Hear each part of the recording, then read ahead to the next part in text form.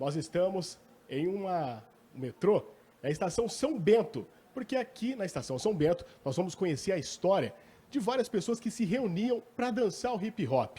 E você vai entender um pouquinho junto comigo dessa história a partir de agora, nosso Informe SP especial. Seja muito bem-vindo, eu sou o Fábio Oliveira e nós vamos juntos nas próximas horas com muita informação desse universo que você acompanha nas imagens aqui do Pavarotti. Dá uma olhada aqui nesse universo gigantesco que nós estamos aqui no Sesc para falar um pouquinho sobre essa exposição que está acontecendo. E claro que nós vamos agora entender um pouco melhor sobre tudo isso e você vai embarcar junto comigo aqui no Informe SP da TV Alesp, mas antes, deixa eu cumprimentar aqui nosso parceiro que está aqui. Antes da gente trocar aquela ideia, por favor, se apresente para quem está em casa, por gentileza. Meu nome é André, né? Mas o nome é artístico, DJ Alambit, do Sampa Crio, do Radicais do Peso e dessa história do hip hop, que isso aqui é um sonho realizado, né? Uma cultura de rua que vem lá do Bronx e chega ali em meados de 82 para 83, né, com o filme Flashdance e com o Ricardo do Electric Boogie, que que foi fazer um curso de inglês lá na Flórida, né? E o que acontece? A gente traz a história do hip hop americano para São Paulo. E, tipo, essa história, ela se transforma com a cultura que tem aqui, da capoeira, o samba, lá no Nordeste, o repente, embolada, o frevo. Então, essa mistura fez esse hip hop ficar uns 60%, 70% brasileiro, né? Legal. Mas antes eu quero saber o seguinte, a gente estava conversando aqui sobre essa belíssima imagem, esse belíssimo metrô que tem aqui, Estação São Bento. O que a Estação São Bento tem a ver com o hip hop aqui em São Paulo? Por gentileza, explique para quem está em casa. Então, em 83, o Nelson Triunfo, da Funkcia, ele teve a ideia de pegar um boomboxer, levar para a rua ali, que é aqui na esquina da 24 de Maio, conhecido como Marco Zero do hip hop em São Paulo, e ali ele tinha uma grande roda com o pessoal da Funkcia, e ali começou os primeiros passos de break. E em janeiro de 84, ele teve pneumonia e ele parou com o movimento, com a cultura na rua, né? Com o hip hop na rua. O João Break e o Luizinho, que é integrante da Funkcia, andando pela cidade, ele encontrou o Largo São Bento e lá ele viu que tinha um piso liso que dava para dançar e tinha um lugar, um espaço coberto. Então, assim, antes dançava na rua com um piso de rua, mais ou menos liso, assim. Quando você encontra um lugar perfeito, que era São Bento, ele começou a convidar os b-boys para ir para São Bento. E como a gente, pelo filme Flashdance, viu a Rocksteady Crew dançando na rua, a gente sacou que a dança era na rua mesmo, que a parada era uma coisa de rua, né? E para a gente, pegar um rádio e levar para São Bento, era como os garotos dos anos 80 pegavam uma bola e iam para a quadra jogar bola. Era uma diversão, entendeu? A gente ainda não tinha a ideia que aquilo a gente ia virar uma cultura, um estilo de vida, entendeu? Para a gente era tipo uma moda na época. A gente achava que era uma moda, né? Aí depois com o filme Beat Street a gente começou a entender que aquilo era uma grande cultura americana que estava se espalhando pelo mundo, né? Legal. E também, né, deixa eu fazer uma pergunta aqui, a gente estava conversando agora há pouco aqui em off, mostrando a exposição, temos várias fotos aqui, desde o começo de tudo, quando tudo começou, né? Mas eu queria saber de você, como é que você começou a gostar, como é que foi seu interesse pelo hip hop? Então, na realidade, eu fazia ginástica olímpica, né? Lá no Palmeiras, eu morava ali na Pompeia, e o namorado da minha tia, ele era capoeirista, e ele já dançava soul funk.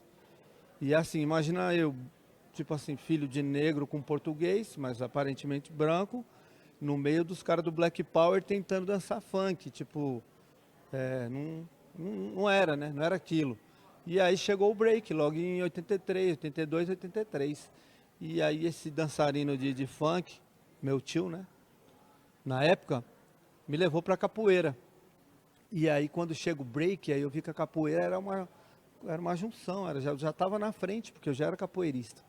Então, assim, para mim aprender o break foi mais fácil, porque eu já estava na capoeira. Então, a minha ligação com o break foi assim.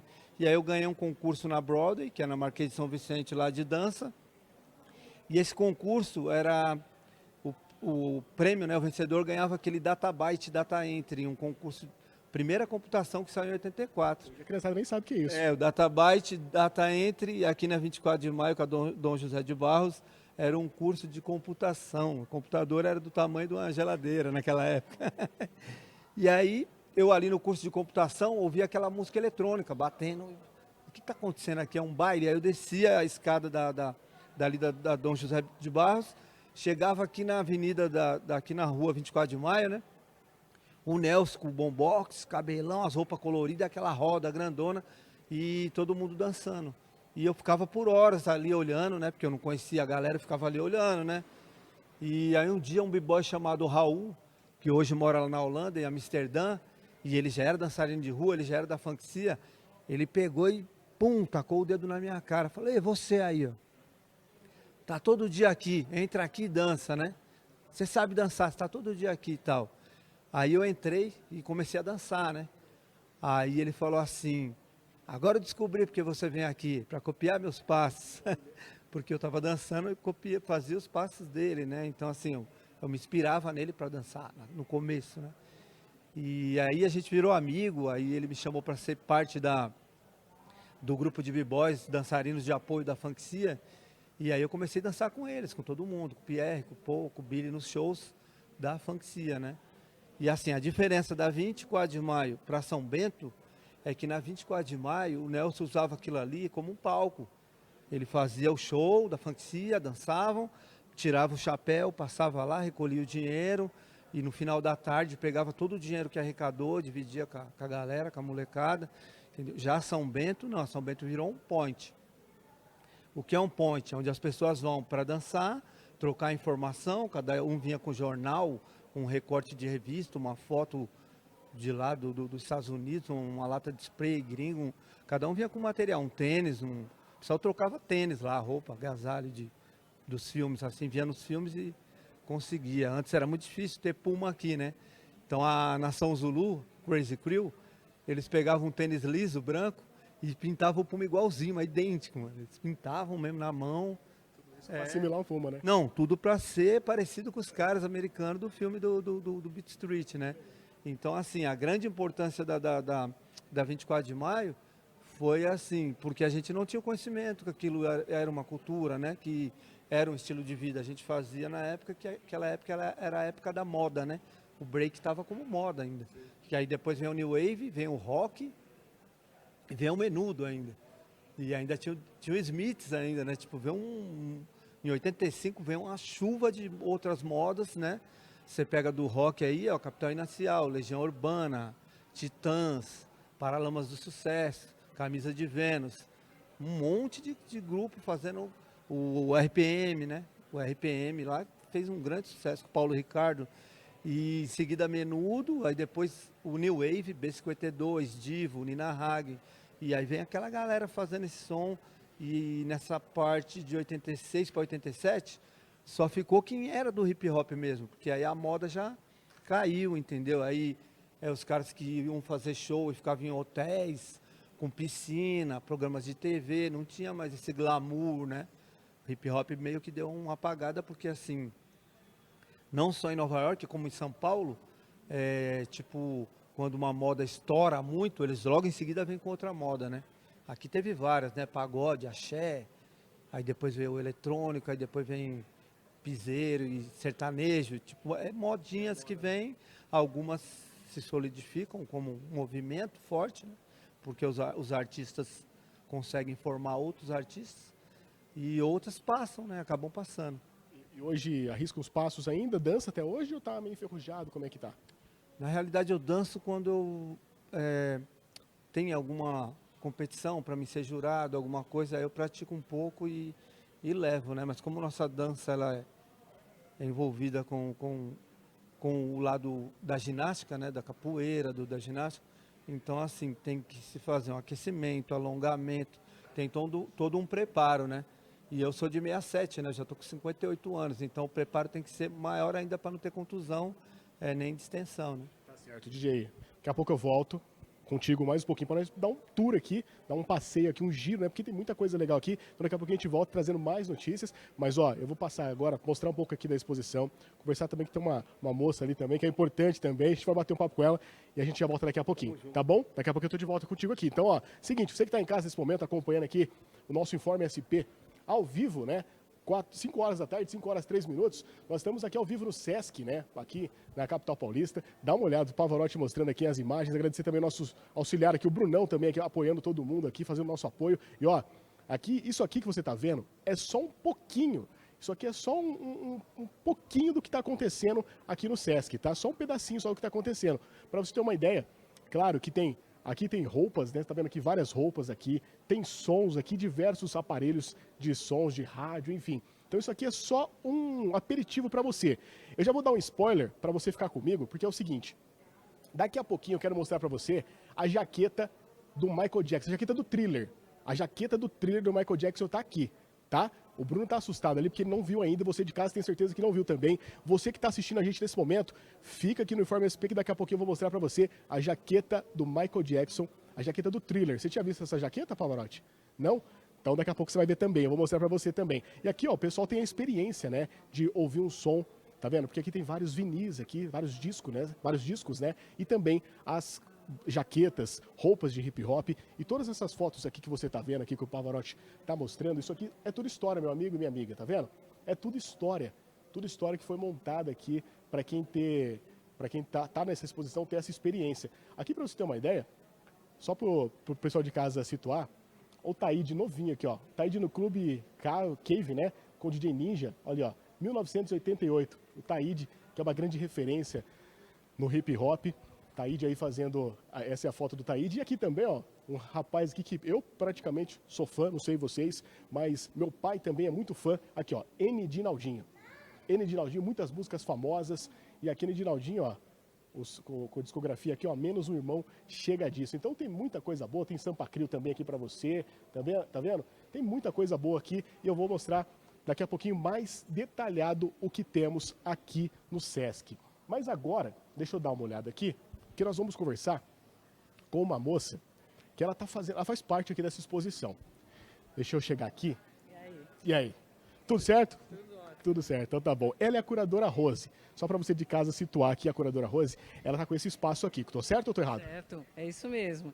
Aqui temos uma vitrine para a gente dar exposição para as mulheres do hip hop que nos anos 90, que a sociedade em si era muito machista e aí nós não tivemos grandes oportunidades na área da música. Então as mulheres elas estão espalhadas em toda a exposição, mas os idealizadores fizeram questão de colocar aqui as mulheres rappers, as MCs. Então eu, como curadora e a Sherry Line, então nós fizemos aqui a linha do tempo de todas as mulheres do hip hop, desde a primeira gravação, que foi com a Tula, até chegar nos anos 90. Legal, explica para quem tá em casa, antes da gente mostrar aqui, a gente tava vendo aqui, vem cá, Rose. Só mostrar aqui, Pava, por gentileza, essa foto aqui é uma foto icônica, né? Eu queria que você explicasse para quem está em casa um pouco dessa foto que a gente estava conversando em off, mas explica para quem está vendo a gente ao vivo nesse momento. Então, eu comecei como Big Girl. Eu dançava na danceteria Toco, na Vila Matilde, e aí eu fui para a universidade, fui fazer faculdade na Faculdade de Belas Artes, e aí abandonei um pouco os treinos, e lá tivemos um problema com a sala de teatro, que nunca ficava pronta, aí eu fiz um protesto, fiz um rap, e aí resolvi cantar na faculdade, e eu tive a sorte de alguém estar com uma máquina lá e fotografar. Que ano foi isso? 1991. Não era comum máquina, né? Não, não era. E era assim, você tinha que comprar ou 12 poses ou 24 e já era difícil para revelar.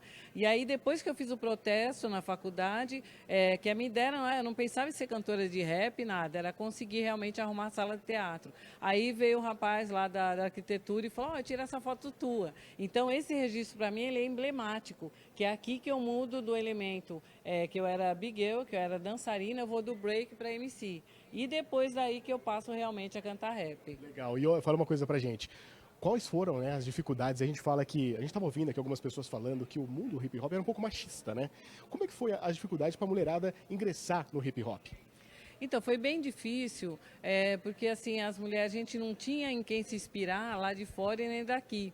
Então, por isso que as pessoas chamam a gente de pioneiras, que nós somos as primeiras, a gente olhava os caras cantando e tal. Então, junto com a gente surgiram as americanas. Então, a gente começou ali uma olhando a outra, uma ajudando a outra. E eu fui abrir o show do Dr. MCs lá na Cascatas. E aí, lá em Santo André, e aí o Carlinhos Cascatas me viu, falou, e ele estava fazendo uma coletânea, que é aquela coletânea Elas por Elas, Sociedade Alternativa Elas por Elas. É a primeira coletânea só de mulheres. Então, eu tive a sorte de chegar nessa coletânea, mas a Tula já tinha gravado, o Sherline já tinha gravado, em coletâneas também. Então, as dificuldades eram essas, ter acesso, ter o convite e impensável até, nessa época, bancar o seu próprio álbum. Então, aqui a gente viu que teve meninas que conseguiram, a Sweet Lee conseguiu gravar, a Luna conseguiu gravar um LP.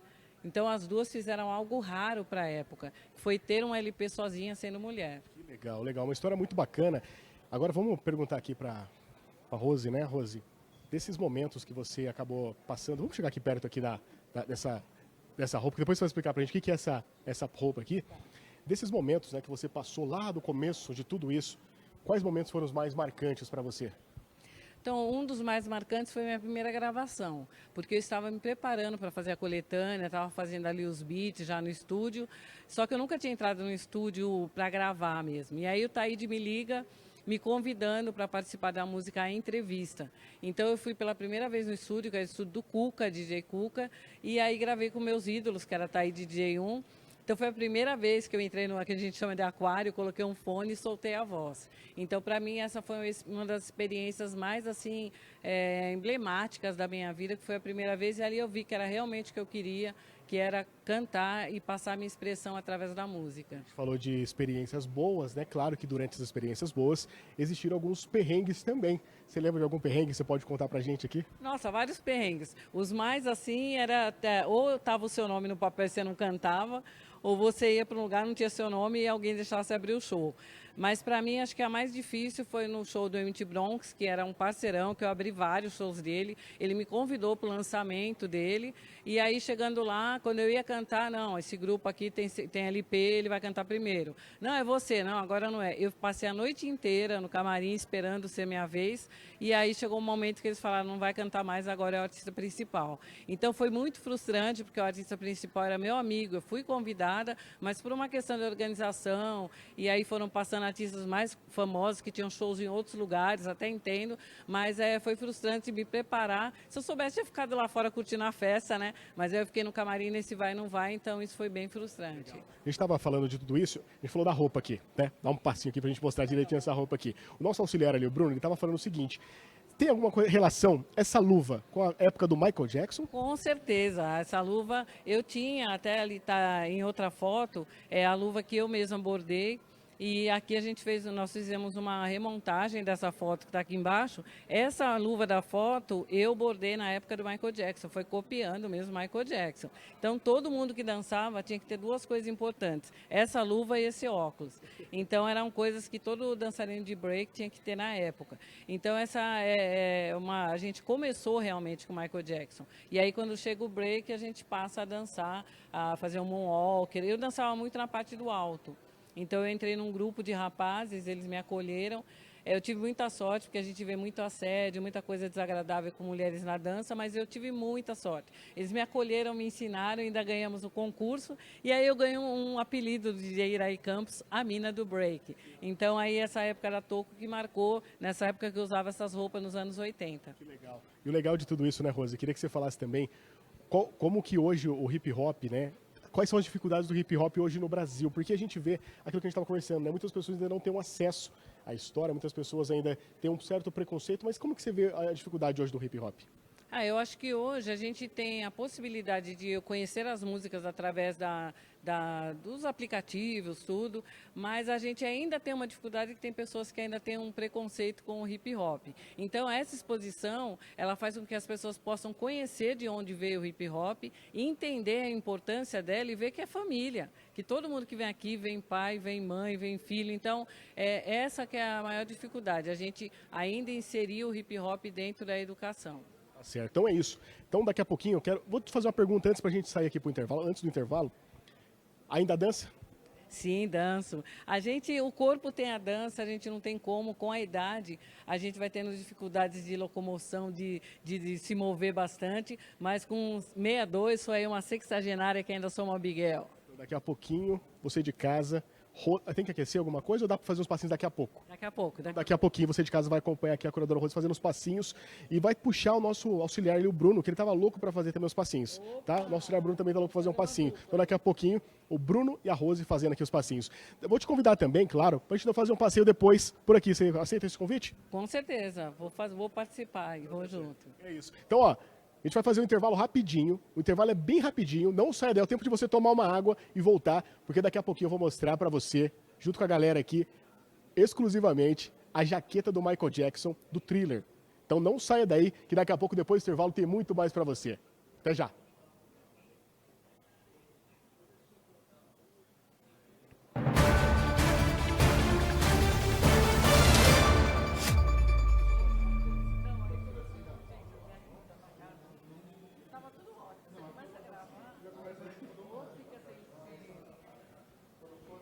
Quem que é o Bruno que vai dançar comigo? Não, a gente tá enchendo o saco. O Lambite vai dançar. É, a gente chama ele.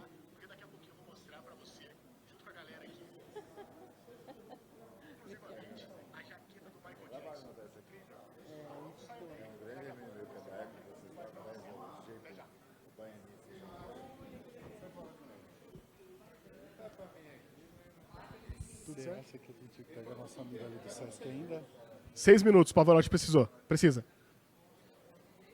6 minutos pro Pavarotti, ele falou. Valeu.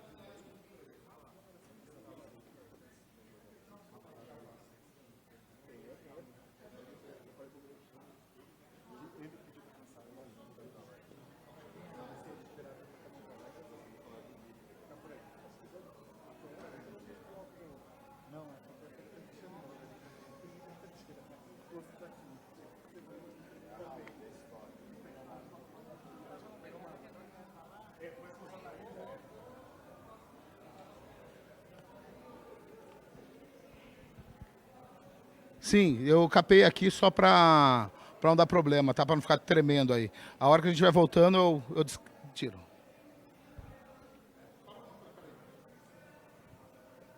Tá vazando o áudio do Twitter 1 pra gente, viu? Tá atrapalhando isso.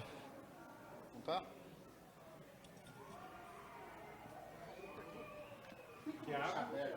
Só encostado? Segura aqui comigo. Ou é melhor eu fazer a voltinha por trás ali que nem você fez? Não, pode ser, tá melhor. Tá melhor, tá melhor.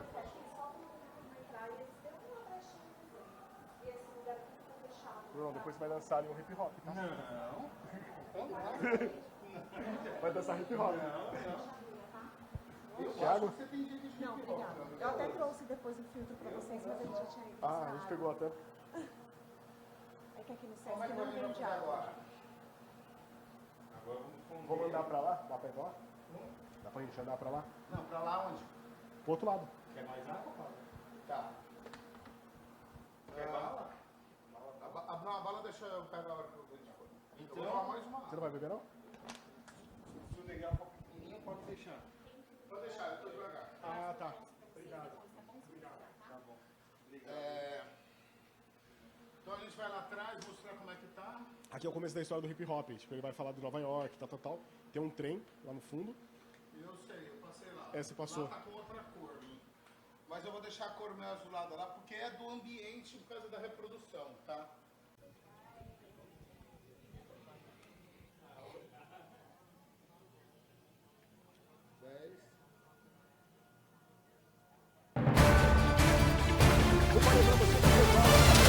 De volta com o nosso Informe São Paulo, direto aqui do Sesc, na exposição de hip hop. Nós tivemos um mergulho, né, uma imersão no primeiro bloco, falando um pouquinho sobre algumas histórias legais também. E ó, agora você vai ter um outro mergulho para falar um pouco da história do hip hop no mundo. Mas antes, nós falamos com essas duas figuras aqui no primeiro bloco, né? DJ Lambite, curadora Rose está aqui com a gente.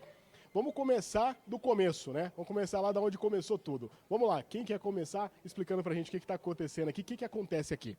Então, não tem como a gente falar do hip hop se não voltar um pouquinho e falar das gangues. Então, aqui as gangues, eles tinham realmente uma disputa por território, por várias coisas lá em Nova York. Então, aqui, o que o hip hop bebe dessa fonte? Trabalhar com o coletivo, a união. Tinha a parte violenta? Tinha, mas o mais importante aqui é a questão de vestir as roupas, cada um tinha a sua cor, né, Lambite? Aqui, então, os Warriors, eles fazem com que a gente começasse aqui para o hip hop. E daqui que a disputa passa a ser a dança. Então, quando a gente vai ali, a gente dá uma olhadinha nas armas que eles usavam, que inclusive o Michael Jackson utilizou no clipe Beat It.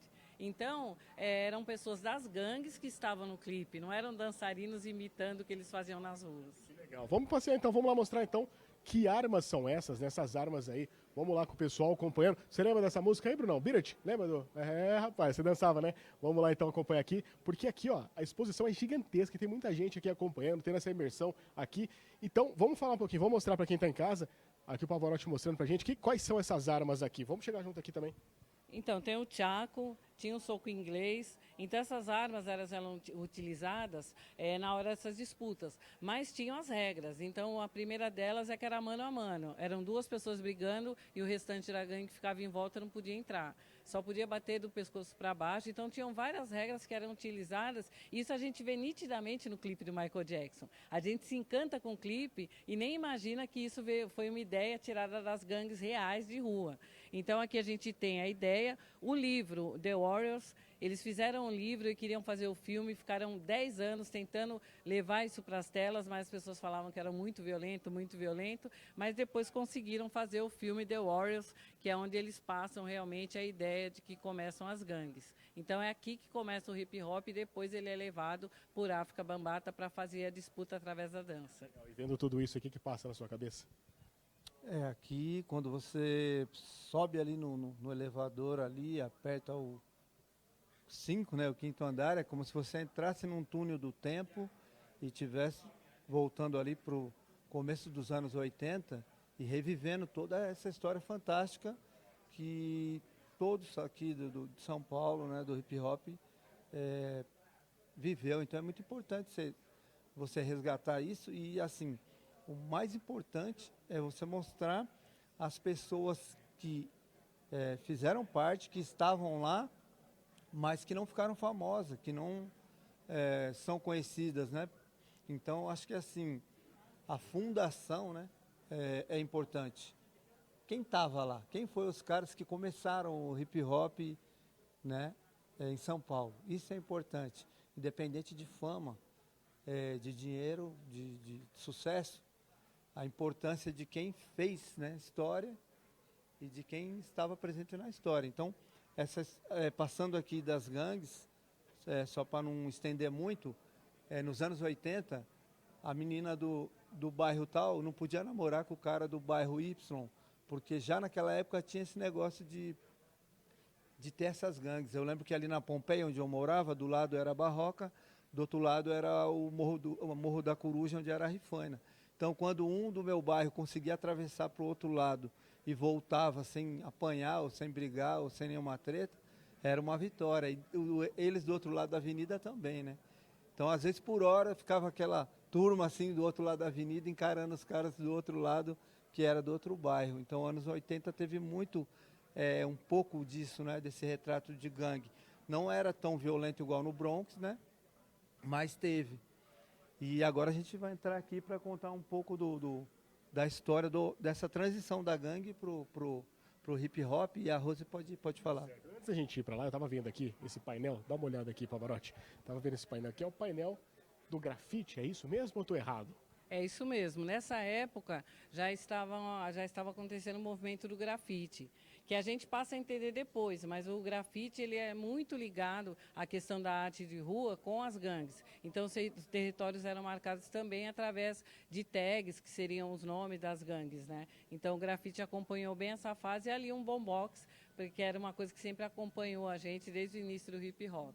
Legal, também as latas de tintas famosas ali, o Pavarotti mostrando pra gente ali a parte do boombox, né, como a própria curadora disse. Então a gente vai passeando, continuando passeando aqui. Onde nós vamos agora? Porque eu tô vendo aqui, a gente vai nessa sala aqui, é isso ou não? Essa sala Que o Michael Roman, ele é um produtor que ele esteve aqui, participou aqui da abertura da exposição, tivemos a sorte de conhecê-lo, e ele é um dos produtores que estava na gravação do filme Beat Street, que é o filme que mudou a vida de nós todos, principalmente minha, do Alan Beat, todo mundo que faz parte do hip hop.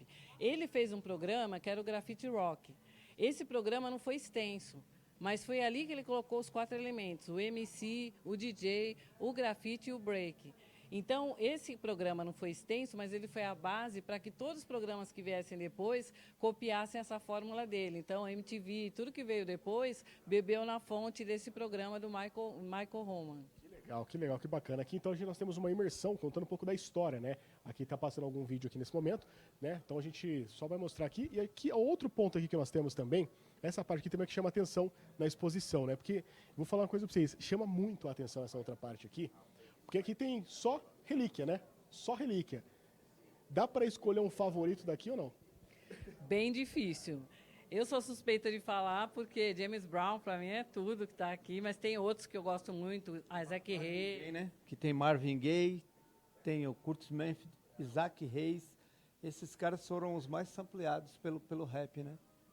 E o mais assim, interessante dessa parede é que muitas pessoas iam no cinema e não prestavam muita atenção na parte musical.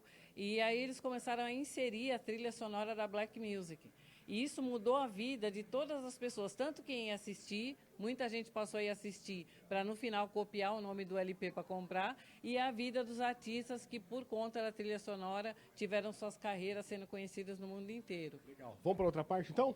Vamos para outra parte, mas aqui, ó, também tem aqui, né, os VHS, é isso? Os VHS originais aqui, quem ia na locadora lembra. E essa foto que é emblemática, Black Panthers, não tem como não falar dessa foto, que ela foi e será sempre copiada pela questão até de uma identidade que as pessoas têm com a questão da negritude mundial. Então, se a gente ficar aqui 1 hora, é Martin Luther King, né, essa sala aqui.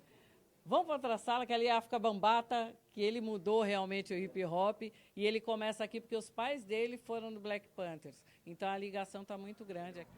Vamos para outra sala, mas antes da gente ir para outra sala, deixa eu só mostrar para quem está em casa o seguinte, aqui na exposição tem uma experiência muito legal, que é essa experiência aqui, ó, onde nós estamos, né? Essa experiência, dá para explicar o que é essa experiência aqui? Então, na realidade, o áudio, né, as músicas, todo esse áudio, ficou focado em cima do fonezinho, né, no chão, porque assim, às vezes o cara está visualizando, ele quer entender um pouco mais, então tem esse áudio bem no centro, você vê que você chega aqui, ó, você vem aqui embaixo, você ouve nitidamente, né, é bem legal, porque você entra no mundo do que está acontecendo, é bem bacana. Acaba ficando até disperso, né? Perdendo horas aqui, né? Horas. Então, só para quem está em casa aqui entender um pouco da experiência, ó, você chega aqui onde está esse foninho na exposição, e aí aqui em cima tem tipo uma espécie acústica, né? E aí, ó, você tá passando aqui um documentário, né? E aí você vai ouvir aqui, ó.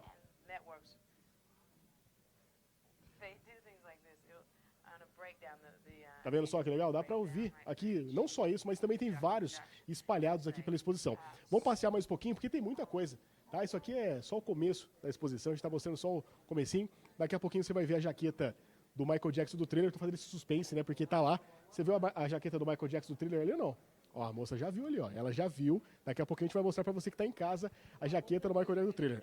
Pela questão de acessibilidade, aqui nós temos a pessoa pode copiar esse QR Code e ele tem o áudio, então é explicativo desse totem. Então esses aqui estão espalhados em toda a exposição e as pessoas têm essa áudio e também tem a leitura para quem tem a parte visual que não consegue ver o totem, mas ele consegue ler o que está descrito. Então ele vem em braille e também o áudio. Legal. Então tudo isso para você de casa, né? A questão da acessibilidade também hoje em dia é muito importante, né? Importante também. Vamos passear um pouquinho mais então, Pava. Mostrar aqui. Tá gostando, Brunão? Brunão tá gostando? Tá gostando, Pava? Pavarotti é apaixonado aqui também. Ó, eu tô curioso de uma coisa, antes da gente mostrar aqui. Depois, a gente vai lá naquela parte, lá que é uma parte muito bonita, né, da exposição, a gente vai chegar lá. O que temos aqui também? Aí é a Marta, né, a Rose pode falar bem da Marta Cooper, né, que é uma mulher, naquela época, imagina uma mulher nova com uma câmera fotográfica, no meio do Queens, do Brooklyn, do Bronx, fotografando todo o pessoal do hip hop na rua de dança. Ela foi muito corajosa, né? Fala aí, Rose. É assim, graças aos registros da Martha Cooper, que todas as pessoas do hip hop do mundo puderam conhecer o que houve ali na época dos anos 80. Então, ela era uma mulher muito corajosa, uma jovem que foi lá, depois se tornou jornalista, mas os registros da Martha Cooper, que são importantes para que o mundo inteiro conhecesse o hip hop. Se não tivesse o trabalho da Martha Cooper, o mundo inteiro não conheceria o que ocorreu ali naquela época. Então, ela registrava tudo, dança, concurso, show. Então, todas essas fotos foram do arquivo dela que ela passou para cá. E uma coisa interessante que o colete dela que está aqui, quando ela estava aqui, ela fez questão de pedir para tirar e ela vestiu o colete e fez questão de dar uma volta na exposição. Então, ter a Martha Cooper aqui fisicamente faz a gente acreditar que o hip hop é para a vida inteira. Então, essa parede é bem interessante com os registros da Martha Cooper, não só para os Estados Unidos, mas para o mundo. E o mais legal é que o outro fotógrafo que está ali, eles se unem para fazer mais registros para o hip hop. Essa jaqueta aqui, o pessoal tá até questionando aqui se essa jaqueta aqui é a jaqueta dela mesmo, né? Ela mesma, do grafiteiro Kaine, ela emprestou para a exposição e quando ela esteve aqui na abertura, ela pediu para tirar e ela deu um rolê pela exposição e aí devolveu novamente aí, mas é pessoal, é um artigo pessoal dela que está aqui na exposição. Então é isso, o pessoal aqui, daqui a pouco eu quero saber também, justamente com vocês, como é que foi o trabalho. Daqui a pouco vocês vão explicar pra gente como é que foi o trabalho. Aqui tem um pessoal aqui fazendo uma dança, olha que legal, o pessoal tá aqui também fazendo aqui uma dança, um hip hop, um break dance. O pessoal curtindo aqui um pouquinho. O pessoal vem aqui para acompanhar essa parte, né? E aí, tudo certo aí? Sim, tudo certo, tudo ótimo. Aqui na TV Alesp, seu nome? Afonso. Afonso, curte o movimento? Nossa, demais. Gosto demais e tá tudo bem legal mesmo, bem bonito tudo. Como é que é pra você estar numa exposição como essa, ver uma exposição como essa, né? Cara, arrepiei demais, sabe? Pra ver as inspirações, tudo. Então, algo que é bem lindo mesmo pra ver, sabe? Como é que veio esse gosto pelo hip hop? Cara, desde o começo, assim mesmo, com Racionais, tudo. E hoje eu também gosto de dançar, tem a questão do break, então acho que traz bastante isso pra gente. Bem legal. Afonso, obrigado, viu? Valeu, é isso aí. O pessoal conversando com a gente também aqui. Isso que é legal, né, Rose? O pessoal vem pra cá, faz essa interação, né? Olha lá, faz essa interação, né? É bem bacana porque o Henry Chalfant, ele foi um fotógrafo que registrou muitos trens. E aqui eles fizeram essa sala para que a gente tivesse a sensação de que a gente está sentado numa estação e passando o trem. Então, ver o b-boy aqui dançando é emocionante, que a gente vê que a ideia realmente aconteceu aqui na nossa frente de ver um b-boy dançando numa estação de trem. E hoje você vendo essa garotada, né, mais nova, como é que passa na cabeça de vocês? Como é que passa na cabeça de vocês vendo essa garotada aderindo a esse movimento? Na realidade é um sentimento de missão cumprida que, assim, o que a gente construiu lá atrás valeu a pena, né? Porque as novas gerações vêm surgindo e vão seguindo. Ela estava falando dele, ela tem uma história bem legal que o Henry, ele tinha uma secretária eletrônica. Conta aí, Rose, como é que é? Então, para os jovens hoje, que a gente tem celular, tem tudo na mão, secretária eletrônica era um aparelho que a pessoa ligava no telefone fixo e deixava um recado. Então, o Henry ele gostava de fotografar de manhã. Então, os meninos faziam grafite na madrugada e deixavam um recado para ele na secretária. Quando ele acordava para tomar café e via lá que tinha um recado, Henry, grafitamos na rua tal, no trem tal, ele já pegava o equipamento e ia para o lugar. Então, aquela parede incrível que a gente está vendo, tem gente que acha que é Photoshop, que a gente reproduziu, são todas fotos tiradas pelo Henry Chalfant. E ele esteve aqui na abertura, foi emocionante poder conhecê-lo pessoalmente. E ele e a Martha fizeram livros, fizeram muitos trabalhos juntos. Demais. Vamos mostrar aquela parede que tá bem bonita também, Pavarotti. Mostrar aquela parede que tá bem bonita ali. Vamos chegar mais perto lá. O pessoal tá aqui. E aí? Da hora? Como é que tá? Seu nome? Rodrigo. Rodrigão, eu tava vendo você dando um movimento aqui. Cara, qual que é o sentimento de ter uma exposição dessa próximo aqui? Cara, eu não sou daqui, né?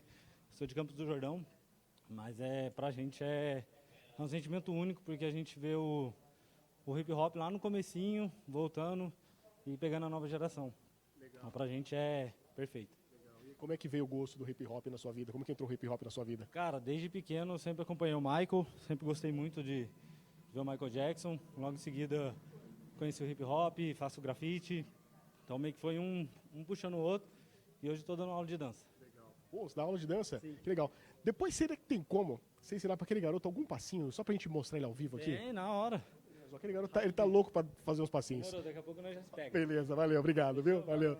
Então é isso, vamos continuar passeando aqui, porque essa parede aqui é uma impressão bem legal, né? Tem um movimento bem legal essa parede aqui, porque aqui o pessoal vai explicar, a Rose vai explicar pra gente, essa parede aqui é muito legal, essa parede, inclusive, porque é o seguinte, você olha de lá pra cá, parece que dá uma outra impressão, né?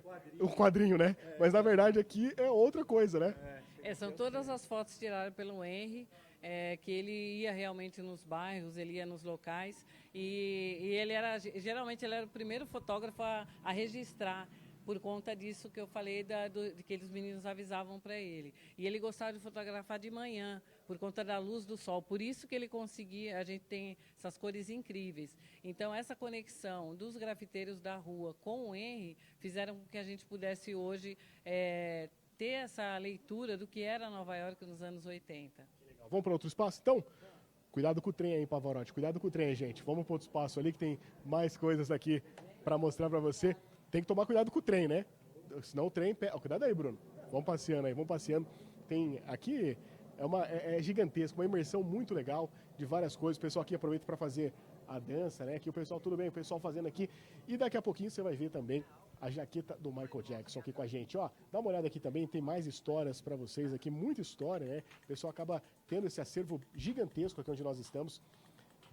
Explica pra gente o que tá acontecendo nesse momento nesse vídeo.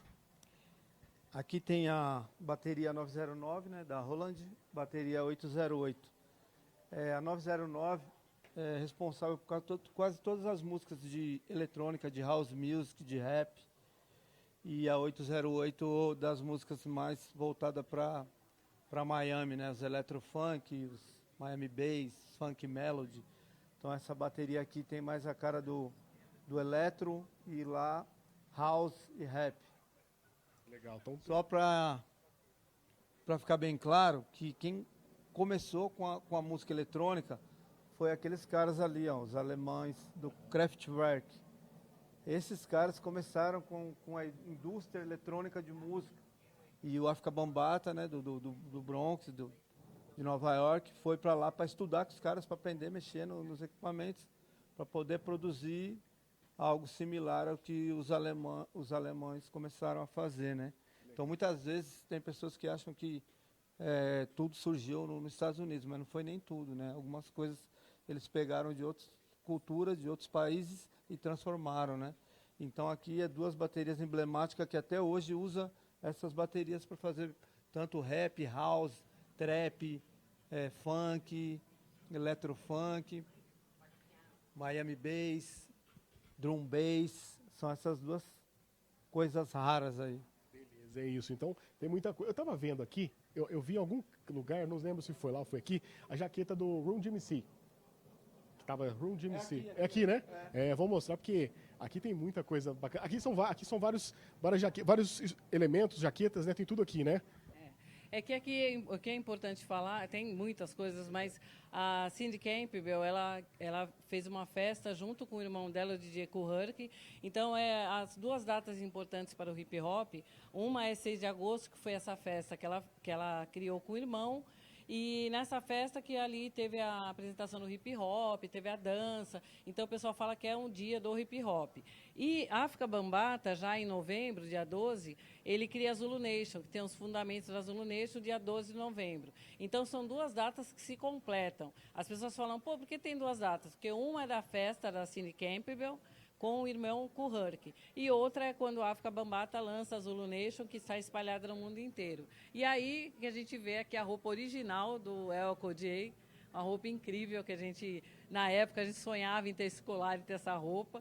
Então, aqui os idealizadores conseguiram muitas coisas originais que são importantes para nós, que nessa época a gente ficava vendo Salt and Pepper, Run DMC, a gente via tudo isso só através dos clipes, e hoje a gente tem aqui muitos objetos originais. Que legal. Eu estou vendo aqui, me corrija se eu estiver errado, por favor. Eu estou vendo aqui a jaqueta do Run DMC, eu estudei na faculdade uma época aí, que essa parte do Adidas, teve uma música muito famosa que estourou junto com o rock, né? My Adidas, a música My Adidas. Foi tipo assim, um patrocínio da Adidas, na época saiu o tênis da Adidas na etiqueta do tênis. Eu tinha até pouco tempo essa etiqueta, tinha um nome Run DMC, né? o tênis Adidas e o hip hop. Essa música que você está falando é o Aerosmith, chama Orchid's Way. Ali foi a primeira fusão de rock com rap, né? Onde fica, tem tipo uma parede, que é uma... E tem uma divisão, tá os caras do rap de um lado e os caras do rock do outro. E os dois estão fazendo som. Aí chega uma hora que eles quebram a parede e começam a tocar junto. E também, claro que isso foi uma propagandinha também, né?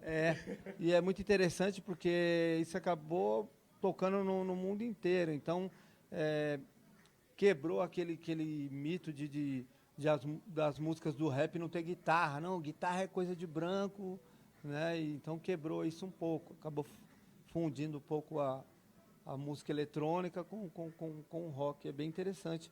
E depois eles lançaram o Beast Boys, né? Aqueles 3 garotos ali, ó, do Brooklyn também, fez muito sucesso, Beast Boys. E depois o divisor de águas, que é o Public Enemy, né? Também é o divisor de águas aí de tudo isso, né? Eles já tiveram uma visão mais política, com a questão da autoestima do negro. Então, o Public Enemy ele vem com outra ideia, não só festa, não é só for fun. É também você estudar, você se preocupar. Quando eles vieram ao Brasil, foi uma loucura para a gente que assistiu o show deles no Ibirapuera. Então, e eles foram em rolês, assim, em bailes, como Santana Samba. Eles chegaram lá, as pessoas não acreditaram, que eles quiseram conhecer a periferia do Brasil, de São Paulo, né? Que legal. Vamos passear mais um pouquinho? Tem muito mais coisas para você que está acompanhando aí. Tudo certo? Então tá bom, vamos passeando aqui, ó. Aqui tem mais coisas. A gente tá chegando na parte da jaqueta do Michael Jackson, é isso? Então daqui a pouco a jaqueta do Michael Jackson. Tá, a audiência tá subindo lá, o pessoal quer a jaqueta do Michael Jackson. Aqui nós temos também mais vinis, né? Se eu não me engano aqui, mais vinis. Tem também alguns instrumentos, né? Basicamente aqui é o que aconteceu de mais forte na época, né?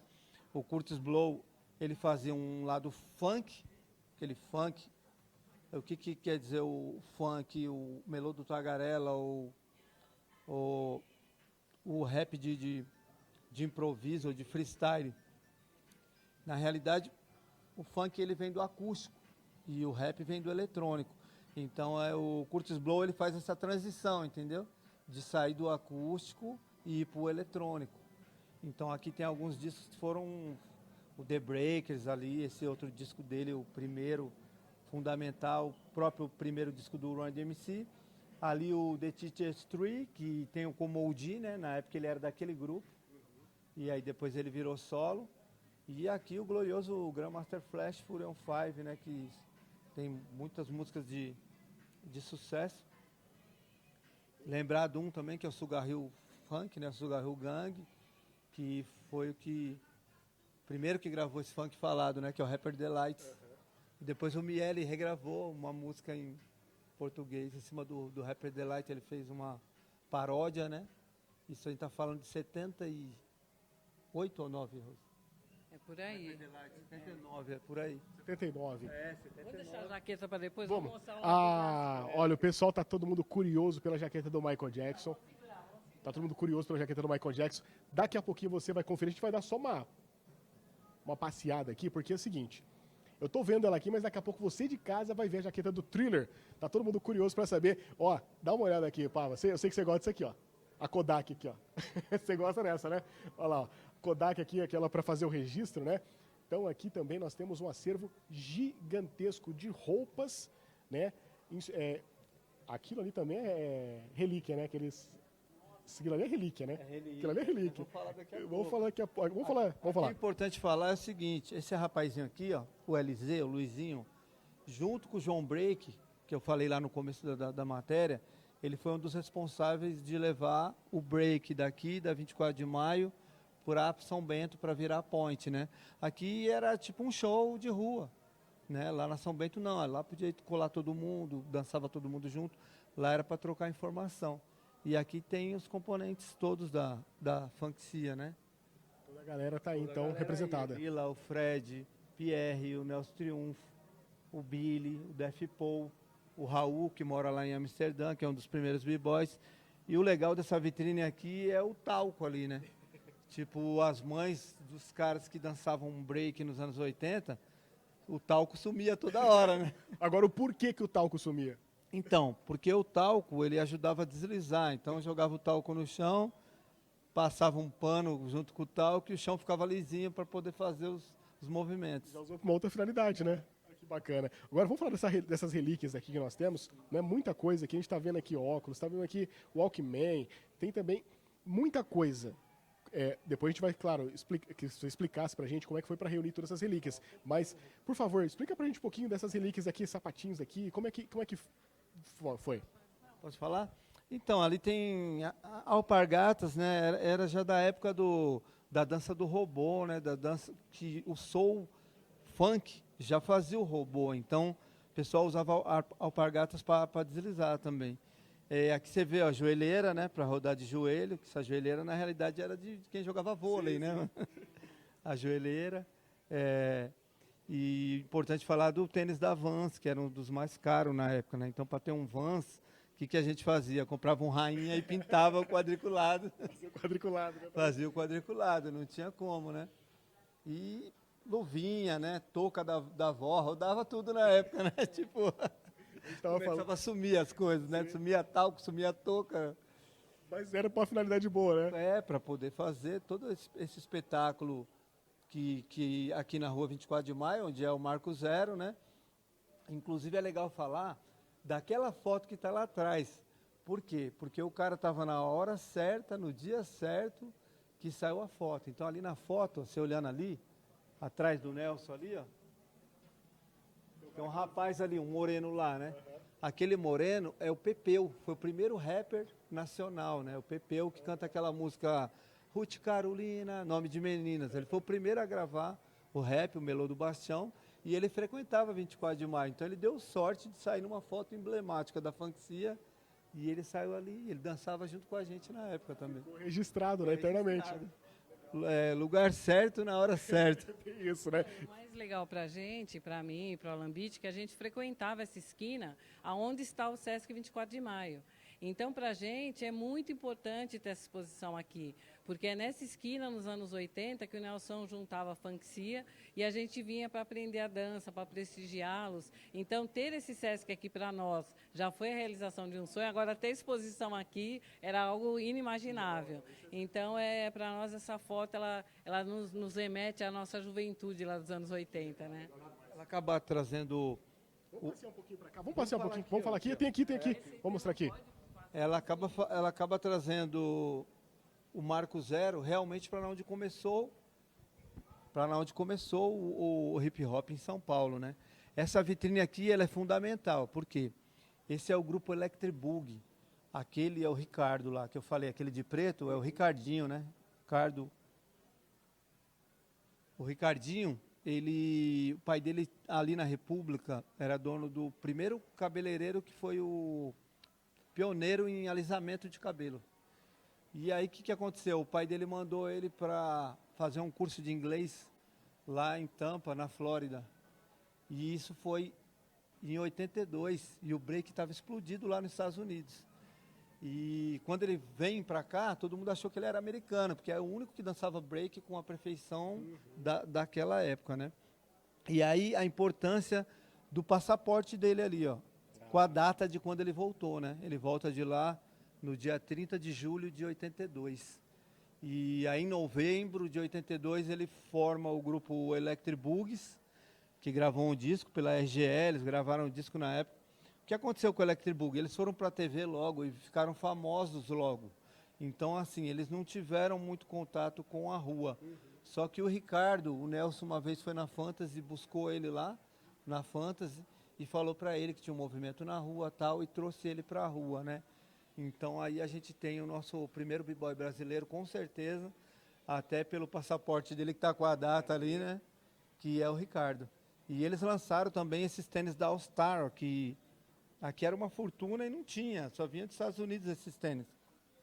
All Star camuflado, de 3 cores, né? O cano longo, o cano curto. Então eles, junto com o break deles, veio essa marca, né? Veio o tênis junto, que é a marca do All Star, e eles são os caras que começaram mesmo o break no Brasil. Que legal, legal demais. Vamos passear um pouquinho aqui nesse corredor aqui, antes da gente mostrar ali, tem vários famosos que eu tô vendo ali, né? Tim Maia tá ali, enfim. E essa foto aqui é muito emblemática também, né? Então, essa foto aí, em 1978, o Nelson Triunfo foi no show do James Brown, no Palmeiras. E aí o James Brown deu essa capa para ele. E a Rose vai contar a história da capa. Conta aí, Rose. O Nelson ganhou essa capa do James Brown, ficou super feliz, foi o primeiro da galera, dançou, aí as pessoas levantam, ele tira essa foto incrível. Quando ele retornou ao camarim, ele colocou numa mochila, colocou num canto, ficou lá interagindo e a mochila sumiu. Então, levaram a capa e ele só teve esse momento, mas acabou sendo uma foto que virou capa de DVD da Chic Show, então ficou uma coisa importante na vida dele. E a pessoa que levou a capa nunca pôde usar, porque todo mundo sabe que essa capa é do Nelson, né? A foto é aquela que você falou. Na hora certa. No local certo, exatamente. E outra foto inédita, essa daqui, do Ricardo, né, que a gente falou lá do Electric Boogie. Primeira vez que teve break na rua, o Nelson buscou o Ricardinho lá do Electric Boogie, trouxe para cá. Essa foto é em frente ao Teatro Municipal, aqui, Praça Ramos.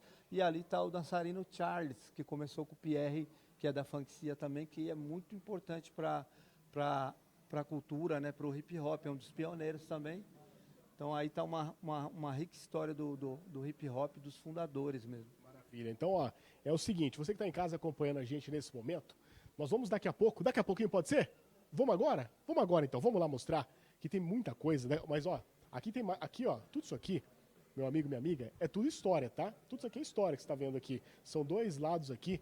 Tem muitos vinis aqui, tem posters, e aqui tem muito mais coisa. Que a gente for ficar aqui conversando, desenrolando a história, a gente vai ficar aqui até amanhã. Porque tem história, não tem? Tem, só mostra esse óculos. É a última, eu prometo. Esse óculos, todo dançarino de break, o sonho era ter esse óculos, que ali a gente vê o Billy, vê o pessoal dançando, e ali tem uma menina, a Rose MC, com seu óculos se preparando para dançar pop na toco. Então, esse é o óculos original, e se você vê essa vitrine toda, todo mundo, né, Lambite? Quase todo mundo está com que, óculos. Porque que ele era marcado, quem tinha esse óculos dançava break. A data do início do break, essa marca de óculos veio lá na 24 de maio e patrocinou eles, dando óculos para o Pierre que fez esse contato, né, para todos da Funkcia, inclusive é o óculos usado na novela Partido Alto, que tá, cadê a novela? Na novela Partido Alto, a Globo veio do Rio para São Paulo buscar os dançarinos de São Paulo para dançar na novela da Globo, que são esses dançarinos aqui da Funkcia.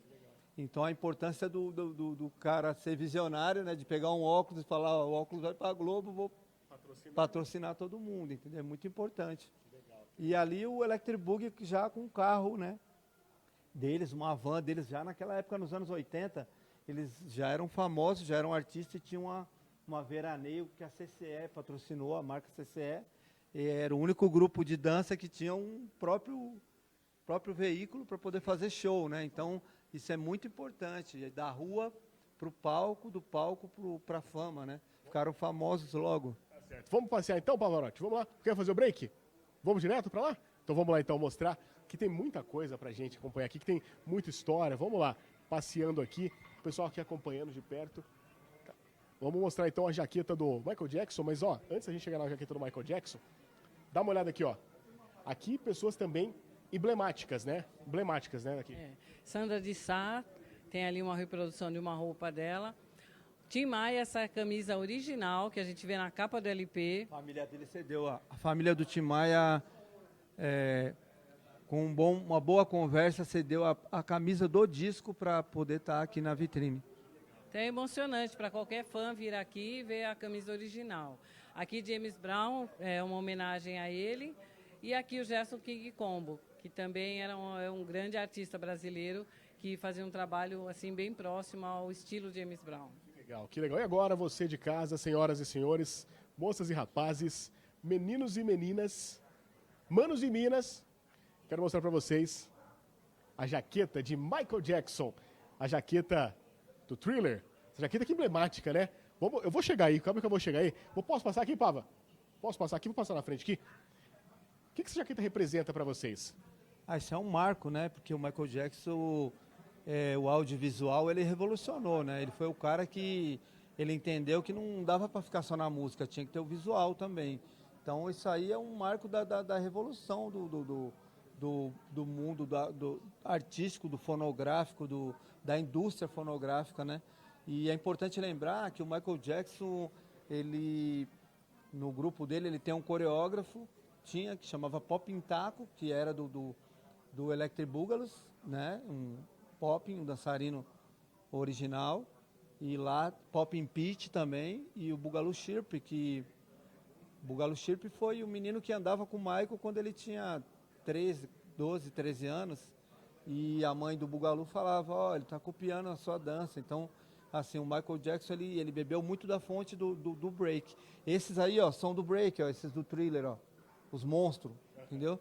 Os monstros já faziam os movimentos de break, o jeito dos monstros andar, já veio dessa cultura que é do hip hop.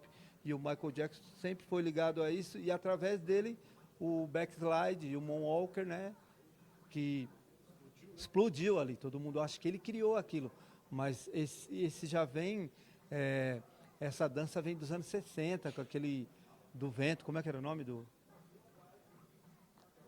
Fred Astaire. Do Fred Astaire, e um cara que fazia mímica, ele fazia uma parada como se o vento estivesse empurrando ele, e isso é bem antigo, entendeu? Isso é muito antigo. E o break bebeu nessa fonte aí, né, do Fred Astaire, do sapateado, e desse cara que faz é um senhorzinho que ele faz mímica, e ele participou de um projeto, de um vídeo que era tipo ele confrontando com a ventania e ele dançando e fazendo esses passes aí. É muito importante essa história. Com certeza. E também a gente está aqui ressaltando, né, mostrando para você a jaqueta do Michael Jackson, a gente está fazendo suspense, porque realmente, né, aqui marca muito, né, que a jaqueta ali do Beat It e também do Thriller, né, a jaqueta uma do lado da outra ali. E o Michael Jackson revolucionou muita gente, inspiração para muita gente no mundo. A gente vai fazer um intervalo rapidinho. O intervalo é rapidinho, a gente vai e volta, só o tempo de você tomar aquela água, e daqui a pouco tem muito mais para você, mais da exposição, a gente vai mostrar muito mais coisas que temos aqui e bater um papo também com o pessoal do Sesc aqui para falar da importância da exposição aqui no Sesc, para convidar você de casa. Então não saia daí, a gente volta daqui a pouquinho. Até mais.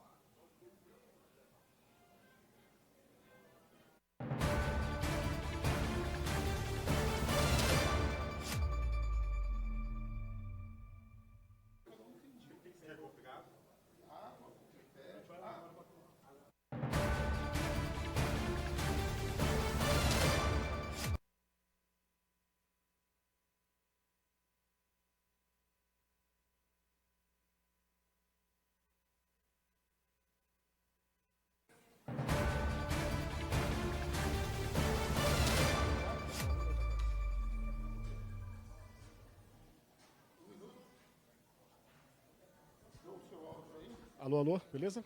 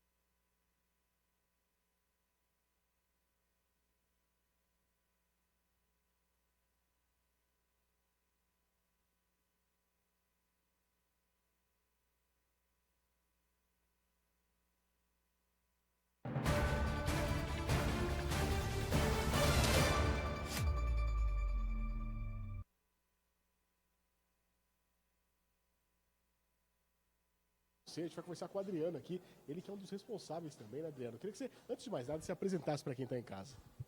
Bom, eu sou o Adriano Alves Pinto, eu sou gerente adjunto da Gerência de Artes Visuais e Tecnologia do Sesc São Paulo. Legal. E hoje, vendo um evento como esse, qual que é a importância de trazer um evento do hip hop aqui para o Sesc? Bom, essa exposição incrível, né, como vocês estão olhando aí, conversando com os curadores, né, é super importante para a gente. No Sesc a gente tem um programa de artes visuais no SESC que ele tem uma premissa muito forte, né, que é a missão do SESC educativa, né? A instituição tem esse valor, né? Então todas as exposições têm esse caráter formativo, esse caráter de ampliar o repertório, né, do público. Aqui no caso, né, o hip hop, um tema que traz muito público, né, um tema bem atraente, que trouxe um público, quase 200 mil pessoas já vieram visitar aqui. E da mesma maneira que a gente tem em várias outras unidades, né? No ano passado, para você ter uma ideia, a gente realizou 40 exposições em tanto capital, interior, litoral, e recebemos aí quase 1 milhão de pessoas, de público espontâneo. E a gente tem também um público que a gente tem orgulho, né, assim, da nossa atuação, que são as ações formativas, né? A gente teve um público a gente teve mais de 200 ações formativas nessas exposições. Aqui, essa exposição do hip hop, você tem um corpo, você pode ver aí um corpo educativo que propõe ações, que recebe esse público.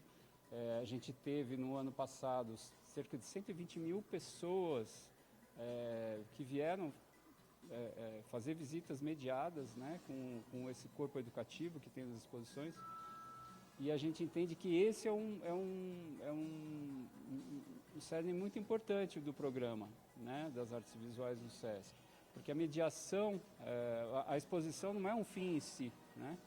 A gente entende que essa mediação é que dá oportunidade de diálogo, né, do público, do contato do público com os temas que são trazidos, né, pelas exposições. Essa mediação não é simplesmente explicar uma obra, né? Ela é um lugar de escuta, é um lugar de diálogo, e é nessa hora que a experiência artística é transformadora, né? O público consegue ter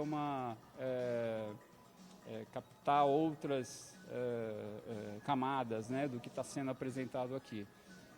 A gente teve nessas exposições do ano passado, que eu te falei, a gente teve cerca de 500 educadores contratados que ficam, né, nos espaços, né, para receber esse público, e metade desse contingente aí são de estagiários.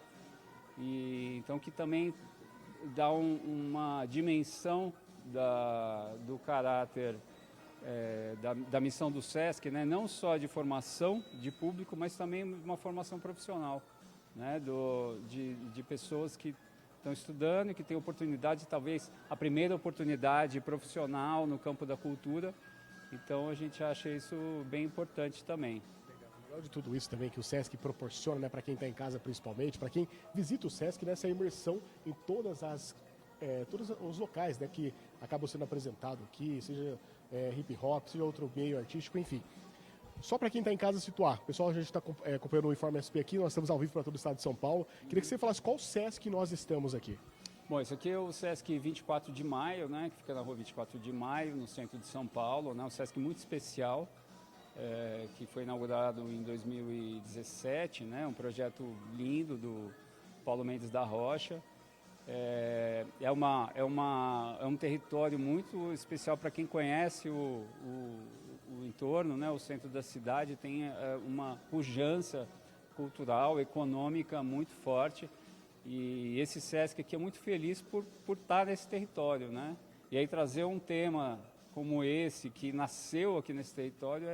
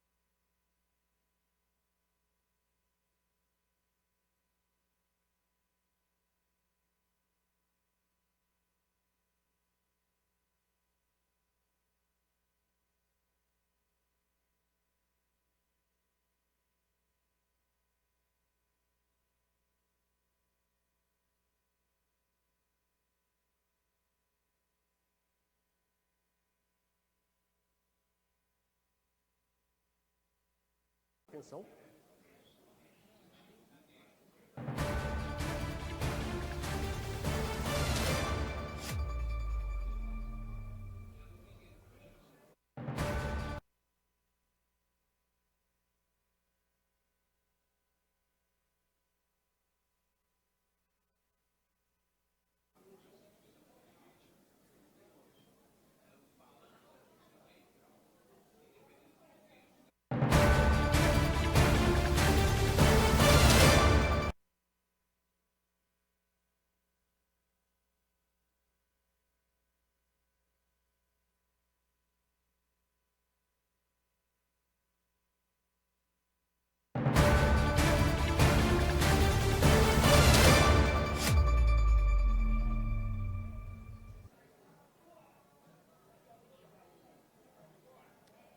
Muito bem, estamos de volta direto com o nosso Informe SP, direto do Sesc, né? E você mergulhou aí pela história do hip hop no Brasil, aqui em São Paulo, pela história do hip hop no mundo. Falamos aí um pouco de cada coisa que aconteceu no mundo, grafite, enfim. Você acompanhou toda uma história, uma aula, né? Aqui com os mestres que estão aqui fazendo essa exposição. Antes da gente encerrar, a curadora Rose estava mostrando no comecinho do primeiro bloco que tem um espacinho só dela lá, né? E claro que aqui temos um espacinho também aqui do nosso DJ, né, DJ? Então aqui, esse espaço aqui, Barros de Alencar, né? Deixa eu vir pra cá para ficar fácil pro nosso amigo mostrar. Esse espaço aqui do Barros de Alencar, um programa de TV de 1984, onde tinha o concurso de break, que eu participei. Ali está um boneco meu ali com a roupa que minha mãe fez, uma roupa da época. E no Barros de Alencar também tinha o concurso de Michael Jackson, né? Que a melhor dançarina de Michael Jackson ficou apelidada como Maica Jeca, que é aquela ali, né? E no programa de break tinha o dançarino Os Cobras também, que tem o Derlei, que é pai do funk famoso MC Pedrinho, né? Então aquele é o pai dele, aquele do meio ali, que dançava nos Cobras. E dessa mesma época tinha o Gugu, né? Com o programa concurso de dança Viva a Noite. E o Novos Talentos, da onde veio o grupo Electric Boogie. E lembrando que aqui o grupo Funk Star, né? Vamos passar para cá para o nosso amigo mostrar aqui. Vamos lá. O Funk Star, um grupo lá de Santo André, com 5 dançarinos, que ganhou o concurso de dança dos passinhos do funk, né? Mas do funk hip hop, né? Da época. Ficaram 26 vezes como o melhor dançarino de grupo de passinho dos anos 80. Então é muito emblemático ter a roupa do Funk Star aqui na vitrine também. Deixa eu te falar uma coisa. A gente, claro, está acompanhando aqui todo esse movimento, toda essa exposição muito legal. A gente estava conversando aqui, agora há pouco, Rose, DJ aqui, então a gente não falou nem de metade, né, da história, né? A gente não chegou nem no filme, né, que foi o que deu o entendimento para a gente dessa cultura, dos 4 elementos, do grafite, o DJ, o MC e o b-boy, né, a dança, foi o filme Beat Street, que é aquele ali, né, que dali que a gente teve esse entendimento que aquilo era um estilo de vida e uma cultura, né, jeito de se vestir e uma cultura, e até através do rap, as letras, né, de política, de protesto também, né? Então esse filme é que traz esse entendimento para a gente, que aquilo era uma coisa séria, que não era só uma modinha dos anos 80. Porque se fosse uma modinha, que nem eu falei aquela hora, o New Wave, o rock nacional, o The Smiths, o B-52, essa galera toda que veio, a época do Menudo, né? Tinha varrido qualquer informação de qualquer moda anterior a isso. Sim, eu queria só para chegar onde eu queria chegar, né? Vendo esse espaço aqui, né? Do André. O que passa na sua cabeça? Que sentimento passa na sua cabeça vendo esse espaço, relembrando a sua história? Que eu faria tudo de novo, que valeu a pena, porque assim a gente conseguiu trazer um sonho para a realidade, que ver tudo isso aqui é um sonho. Ver uma roupa que minha mãe fez nos anos 80 para me dançar no Barros de Alencar, essa e aquela no Viva a Noite, né? No Viva a Noite eu fui 6 vezes campeão consecutivo, dançando sozinho, individual. No Barros de Alencar era em grupo, meu grupo ganhou várias vezes. Inclusive, uma das vezes que meu grupo ganhou foi contra o grupo Dragon Break do Taíde, que era o Taíde, e o outro dançarino era o Kylie J. Né? Só lenda, né? Então, e o Kylie J fala até hoje, pô, meu grupo perdeu para você no Barros de Alencar, né? Então é muito importante saber que esses caras são homenageados em vida, isso é o mais importante, é você ser homenageado em vida, né? Porque o pessoal tem mania, não sei se é uma cultura do Brasil, só homenagear quem morre, né? Então é muito importante você ter aquela vitrine com a Rose MC, né, que é uma das pioneiras do rap, você tem uma homenagem em vida, né, Rose? Isso é importante, né, Rose? E assim, é uma realização de um sonho, porque como professora de artes, eu fui professora de desenho dos Gêmeos no ensino médio, né? Então, estar aqui me traz o lado hip hop, a cultura de rua e a cultura acadêmica. Então, assim, fica um convite para que todos venham visitar essa exposição, que vai até 29 de março, Hip Hop 80 SP, na onda do break. E, com certeza, quem é do hip hop e quem não é do hip hop vai se emocionar aqui, que vai se identificar com as suas memórias afetivas, sejam deles ou de pessoas da sua família. Deixa eu vir aqui para o meio aqui, para a gente terminando, né? Eu queria só fazer uma pergunta, né? Pergunta até curiosa de bastidores, que é o seguinte: nós vimos aqui diversos objetos, roupas, nós vimos vinis, nós vimos fotos. Como é que foi para reunir todo esse acervo aqui? Como é que foi o trabalho para reunir todo esse acervo? Quem que pode dar essa resposta para a gente? Os Gêmeos entraram em contato, porque os idealizadores dessa exposição são os Gêmeos, Otávio e Gustavo, e o Runen. E eles entraram em contato conosco para trazer o nosso material. Então, a gente trouxe o material pessoal, até então não éramos curadores. Aí a gente começou a chamar outros colegas. Então, o convite era, traga suas peças que estamos montando um trabalho. E aí, quando foi reunindo esse material todo, a gente acabou, eu, o Alambite, nós começamos a chamar muitas pessoas. E aí a gente acabou participando bastante. E daí veio o convite para a gente ser curador. Então, tem 3.000 itens aqui. E ainda foi bem difícil a escolha e 2.000 ficaram de fora. Então, foi bem delicado para a gente, porque aqui a gente queria representar as pessoas que fizeram parte dessa cultura e fazem ainda, independente dela ter sido famosa ou não. Ela faz parte dessa cultura, ela tem que ter uma foto aqui, tem que ter um objeto aqui. Então, nosso olhar foi esse, foi que essa exposição pudesse representar todas as pessoas que fizeram e fazem parte do hip hop do Brasil. Legal, legal. DJ Alambite, satisfação, meu irmão. Parabéns pelo trabalho, parabéns pela sua história. E eu queria que você deixasse um recado final para quem está em casa, para essa nova geração. Que, lógico, o hip hop a gente vê que tira muitas pessoas das ruas também, né? E essa geração nova tá, vamos falar assim, que tá um pouquinho complicada. Eu queria que você deixasse um recado, por gentileza. Então, o grande recado é que cada um acredite no seu sonho, né? Porque tudo que tem aqui era um sonho. E através desse trabalho a gente conseguiu tornar isso numa realidade. Então é importante que as pessoas acreditem, não esperem que alguém acredite no seu sonho, você tem que acreditar nele primeiro, porque assim, tudo isso aqui nasceu de uma exposição dos Gêmeos na Pinacoteca, onde lá tinha um cantinho do hip hop, e aí a gente percebeu que a galera parava ali e não saía mais. Aí eles tiveram essa sacada de falar, pô, vamos fazer uma só do hip hop, porque dos anos 80 até o final dos anos 90, tinha muito conteúdo.